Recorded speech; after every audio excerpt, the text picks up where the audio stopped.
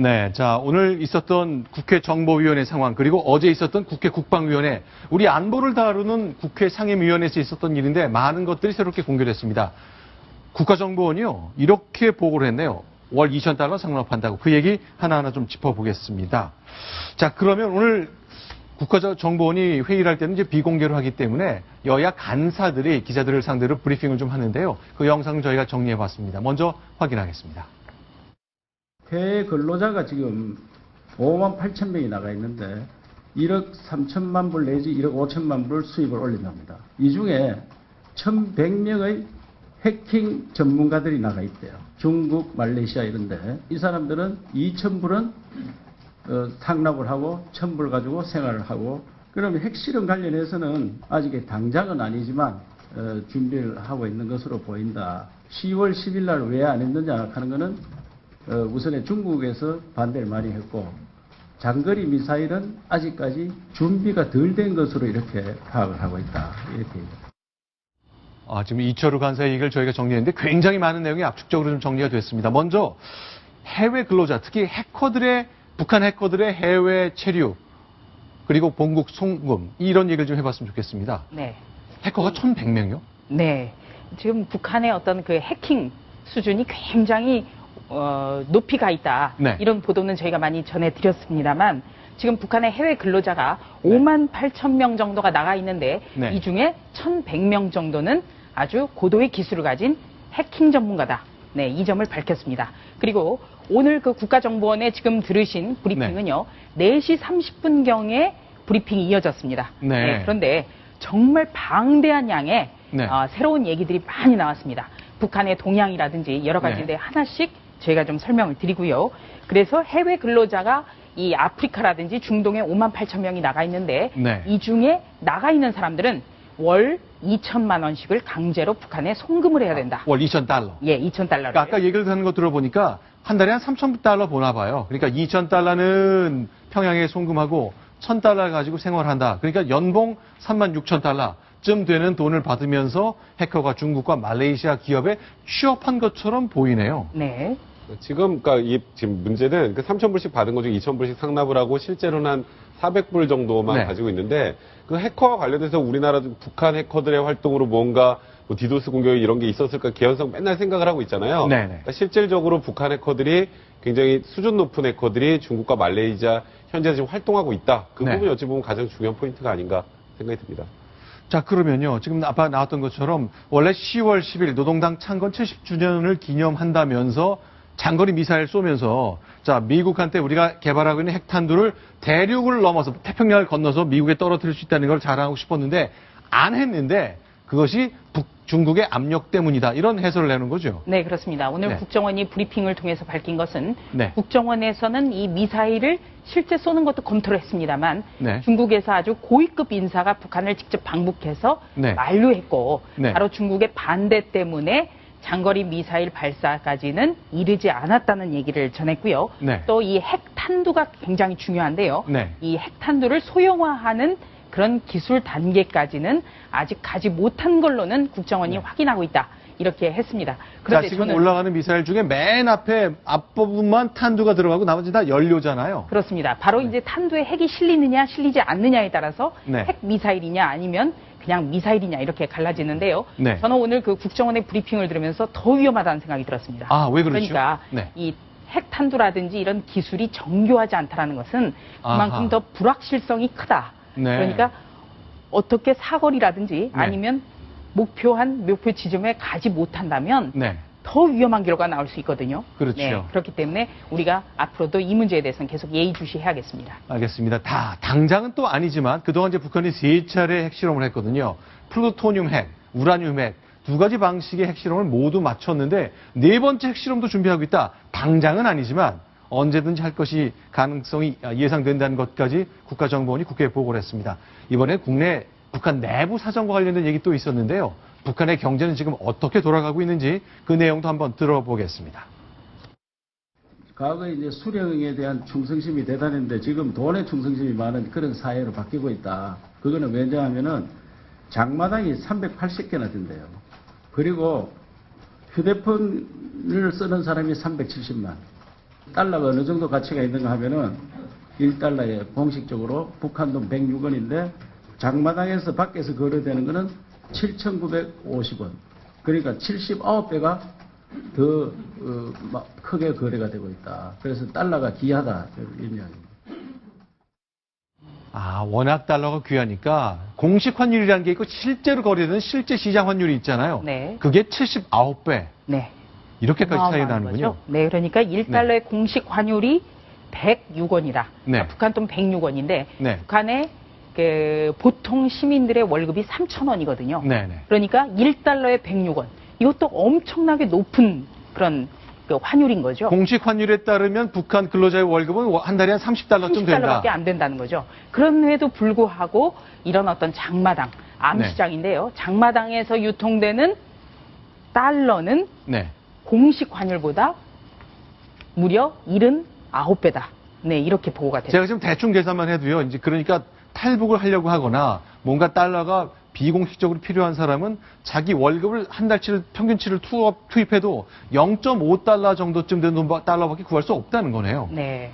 네. 다만 민간적인 자유로운 거래가 이루어지는 장마당이 380개까지 늘어났다. 빠르게 확산되고 있는 추세잖아요. 네, 그만큼 이 북한의 시장 경제가 그만큼 위태롭다. 그래서 북한 당국이 오히려 장마당을 권장한다라는 그런 보도도 많이 나왔습니다. 네. 그러니까 북한에서는 이 수령님을 믿고 있다가는 네. 이 어떻게 생필품을 구할 수 없다라는 것이 네. 오늘 장마당 숫자가 무려 380개까지 늘었다는 데에서도 확인할 수 있었습니다. 그러니까 과거에는 김정일, 김일성 그 일가에 대한 충성이 있었지만 요새는 돈에 충성하는 사회로 바뀌고 있다.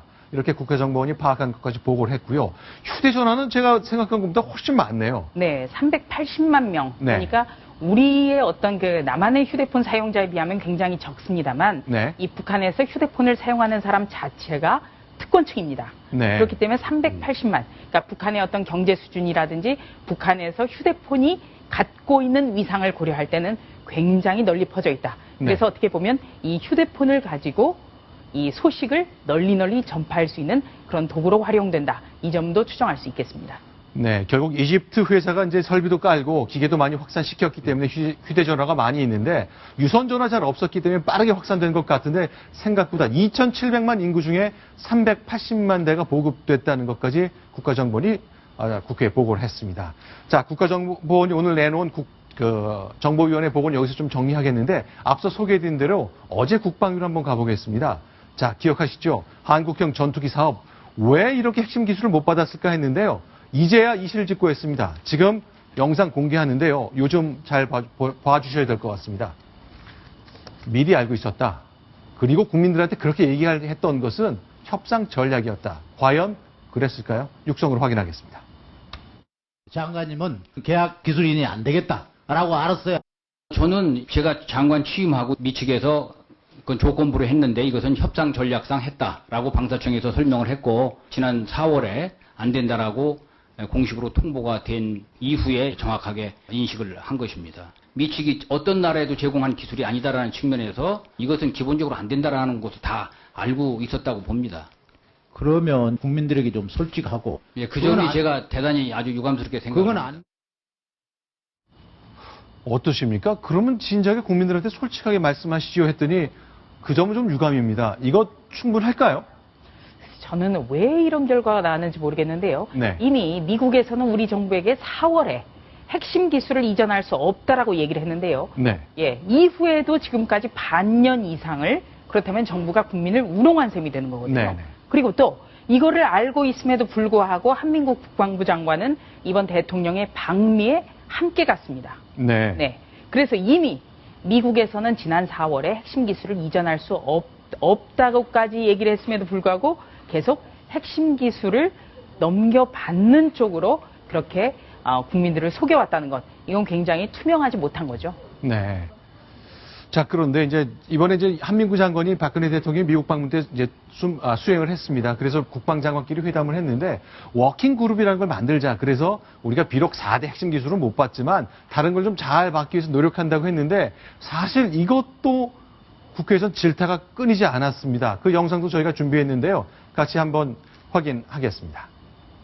미 측에서는 4개 기술의 이전은 제한된다라는 기본 입장을 견지를 했습니다. 그 워킹그룹을 만들어서 KFX 사업 추진이 원활히 될 수 있도록 기존의 방산기술협의체와 구체적으로 어떻게 다른지에 대해서는 분명한 우리의 입장 표명이 하셔야 됐고 그 차별성이 있기 때문에 아니 아무튼 찐빵인데 무슨 차별성이 있어요. 방산 기술에 관한 그 협의체가 있습니다만은 그거와 별개로 워킹그룹을 만들자 한 그것입니다. 그냥 포괄적 워킹그룹이지 KFX 사업의 기술 이전을 계속 협의하는 그런 워킹그룹은 아니네요. KFX 사업도 포함되고 다만 4개 핵심 기술에 대한 미국의 입장은 분명하기 때문에 서로 인정하는 범위 내에서 우리가 추가적인 이런 것들을 좀 협의하는 그런 협의체라고 이해하시면 되겠습니다. 자, 우리 국민들 앞에 당당하게 서고 북한을 향해서는 추상 같은 표정을 지어야 될 우리 국방장관이 야당 의원들한테 절절 매는 모습까지 확인을 했습니다. 네. 이거 어떻게 매듭을 좀 풀어야 되는 걸까요? 글쎄요, 오늘, 어제죠. 한민구 국방부 장관 같은 경우에는 이 KFX 사업을 비롯해서 여러 가지 방산 분야에 있어서 미국과 협의할 수 있는 그런 협력체. 네. 여기에 대해서도 또 의미를 실었는데요. 네. 이거를 지금까지 어떤 한민구 장관이나 우리 외교안보 당국자들이 얘기했던 거에 비춰볼 때는 네. 예, 미국에서 이번에도 또 이 핵심 기술을 이전할 수 없다고 하는 대신에 네. 어떻게 보면 한국에 체면을 실어준 거죠. 네. 살려준 겁니다. 그러니까 핵심 기술은 이전할 수 없지만 하여튼 협력체를 구성해서 다른 분야까지 논의할 수 있다라는 그런 형식을 밟은 것 같고요. 더 나아가서 정치권에서는 그렇다면 이 협력체가 혹시 앞으로 사드, 고고도 미사일 방어 체계 네. 이 문제까지를 논의하는 그런 협력체로 변질될 가능성도 지적을 하고 있습니다. 여하튼 미국에서는 지난 4월에 이미 핵심 기술을 이전할 수 없다고 했는데 이번에 국방부 장관은 또 한 번 가서 미국의 네. 국방부 장관에게 이 핵심 기술을 넘겨달라고 요청을 했습니다. 정말 망신 외교가 아닐 수 없습니다. 그런데요, 지금 국무총리실하고 대통령 민정수석 비서관실에서 공동조사를 하고 있습니다. 아직 결과가 안 나왔는데요. 아니, 협상 전략 때문에 원래 알고 있었지만 국민들한테 이렇게 설명했다. 이거 어떻게 설명을 해야 우리 국민들이 납득할 수 있을까요? 그 조사 결과 아직 나오려면 시간이 좀 더 필요한 건가요? 네. 기본적으로 설명이 안 되는 변명이죠. 그러니까 설명이 안 된다. 그 협상 전략이라는 건 이제 말하자면 미국이 그렇게 얘기하지만 네. 이것은 가능할 수 있다라는 것을 전제로 해서 미 정부를 결국은 압박해 들어가겠다 이런 얘기인데 네. 방사청이 새로 취임한 한민구 장관에게 저렇게 설명을 했다라고 이제 지금 국회에서 답변을 했어요. 네. 결국 근데 그 당시 결정할 때 이제 김관진 사실 그 당시 2013년 네. 국방부 장관이었던 김관진 실장이 이렇게 이 결정을 할 때 기종을 바꾸는 결정을 할 때. 기종을 바꾸는 결정을 할 때 이런 설명을 듣고서 이것을 받아들였다면 네. 제가 볼 때는 김관진 실장이 분명히 지금 설명을 해야 됩니다. 국민 앞에. 네. 이것이 미국이라는 그 나라가 네. 우리가 어떤 정부가 이것을 이전하는 것을 해줄 수 없는 사안인데 네. 어떤 나라가 이것을 가서 쪼른다고 네. 그것을 해주는 이런 거래 관행이라고 생각했다면 그것은 기본에 ABC도 협상에 ABC도 안 돼 있는 협상을 한 거고 네. 결국은 그것을 모른 것이 아니라 네. 국민을 속였던 거 아니냐라고 네.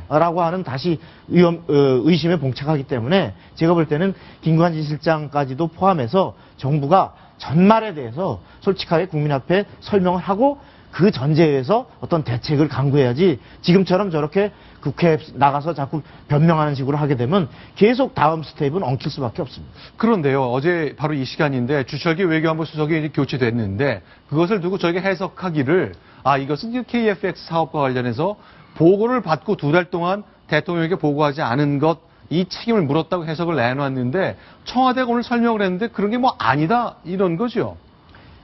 어떻습니까? 인책이 아니고 네. 오래전부터 이미 2년 8개월을 사실 박근혜 정부 출범 때부터 그렇죠. 가장 오랫동안 지금 말하자면 수석으로 근무를 해왔고 그래서 피로가 누적돼 있고 네. 그래서 본인도 여러 차례 쉬었으면 한다라는 점을 건의해 왔다. 네. 사실 이 얘기는 저도 직접 들은 적도 있습니다. 예. 그러나 지금 이 시점에서 어떤 주수석의 교체 인사가 있었다라고 하는 것은 누가 보더라도 지금 이번에 국제적 망신을 빚은 KFX에 대한 기술 이전의 실패, 네. 이 부분을 3차례나 거부당한 네. 이런 것에 대한 총괄적인 그 교섭 책임자로서의 수석의 책임을 물었다라고 다 지금 온 언론이 다 해석을 했는데 네. 이것을 하루 지나서 그것이 아니다라고 뒤집는다고 뒤집혀지는가. 네. 그것은 쉽게 해서 손바닥으로 하늘을 가리는 거 아닌가. 이런 야당의 비판이 저는 네. 상당히 일리가 있다고 봅니다. 네, 저는 좀 더 망신스럽다고 보는데요. 네. 예, 이 차세대 전투기 사업은 18조 원이 소요가 됩니다. 네. 그리고 비단 전투기를 교체하는 것뿐만 아니라 우리의 어떤 방산 산업이라든지 고용 효과라든지 여러 가지가 지금 같이 어우러지는 문제입니다. 네. 그런데 이런 것을 1년 가까이 알고도 묵인하고 국민을 우롱하고 대통령을 기만한 건데 이 어떤 청와대 관계자 누군지는 제가 잘 모르겠습니다만 이 경질이 아니다. 그렇다면 이런 사태에 대해서 아무런 책임을 지지 않는다라는 그런 태도입니다. 네. 이게 더 문제인 거죠. 네. 네. 알겠습니다. 일단 교체된 주철기 수석은 뭐 일부에서는 정확하지 않은 보도가 좀 나오긴 했습니다만 뭐 언론 보도 내용은 사실과 다른 것으로 확인이 됐는데 어쨌건 경질은 아니다. 장기간 근무에 따른 피로에 따른 교체다 하는 설명을 내놨습니다. 어쨌건 정부가 내놓는 종합 발표문에 과연 누가 어떤 책임이 있는지 나와야 되겠죠. 그걸 지켜보도록 하겠습니다. 자, 다음 소식으로 넘어가겠습니다. 순위 먼저 확인합니다.